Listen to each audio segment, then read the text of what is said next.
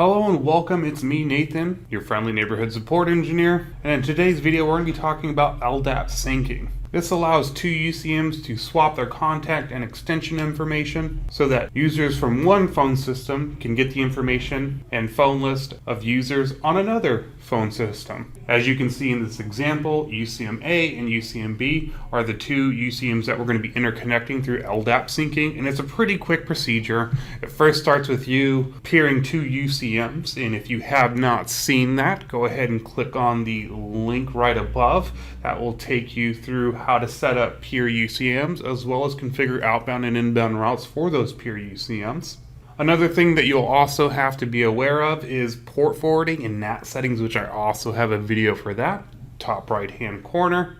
So with that being said, I'm going to go ahead and show you how to do this on a more simple network topology where we have two UCMs locally connected to each other on the same LAN. That way we can avoid any NAT issues. So we're going to dive in on UCM-A and UCM-B and actually syncing the LDAP settings. This will also open up a very handy feature called event list and being able to monitor remote extensions as well as getting extensions from a remote UCM to participate in the call features of a local UCM. So with that being said, let's go ahead and dive in. Alright, first step is to go to our VoIP trunks. As you can see, here is my UCM-B here. I'm going to go ahead and click Edit. We're going to go to Advanced Settings and we're going to get LDAP set up.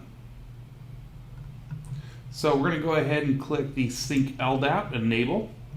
Now we're going to put in a shared password between both peers. Now this is going to be both the same on UCM-A as well as UCM-B.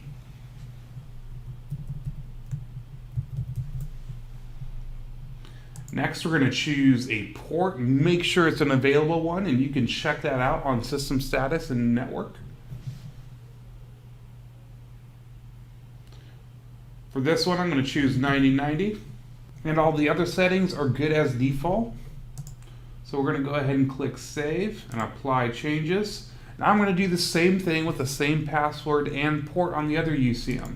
Now obviously if you're going to be doing this between multiple UCMs, you cannot choose the same port here. But because we're using two, it really doesn't matter. Let's just make sure that they stay the same here. So password, port 9090, save that, apply changes.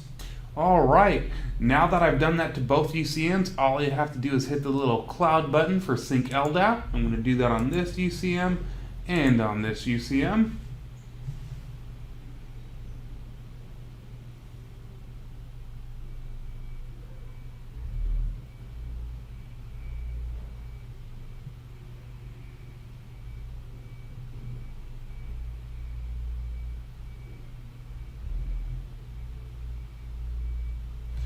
And boom, we are done. That's how easy it is to sync LDAPs on our UCM. So just as I mentioned before, if you're going to do this for more than one site, just make sure you change that LDAP syncing port as well as password. Now the best way to verify if this actually worked is to go to your call features. We're going to go to Event List, which by the way will be the next video tutorial in this. We're going to click Add Event List, and as you can see, we have remote extensions. This is how we're going to verify it. So my remote extensions at UCM-B are 2000 and up. As you can see, we're at UCM-A where we have 1000. Now you want to do this on both to make sure it works. I'm also going to do this on UCM-B. Go to Event List, Add New Event List, and boom!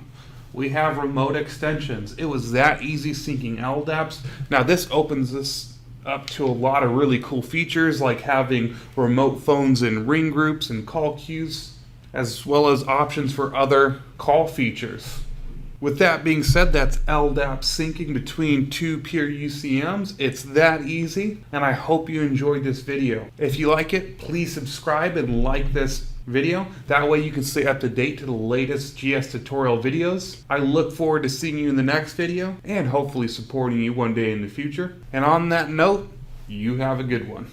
We hope that you found that video tutorial helpful, and if you did, don't forget to smash that like button and subscribe to our channel for the latest in video tutorials. I'm Nathan Sharp. You have a good one.